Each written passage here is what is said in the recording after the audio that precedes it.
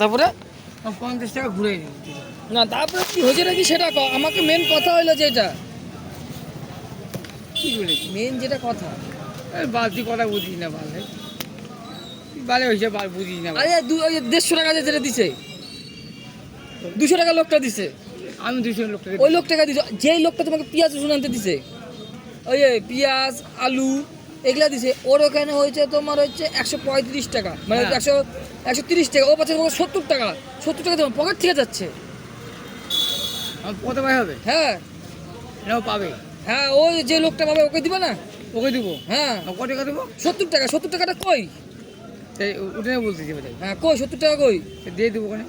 তোমার থেকে পকেট থেকে যাচ্ছে যে অর্ধেক টাকা বালে যাবেন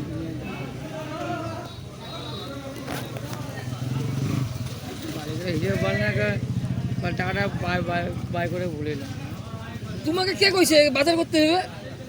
যার বাজার তাকে পাঠিয়ে দাও তুই বাল হিসেবে বুঝিস নাই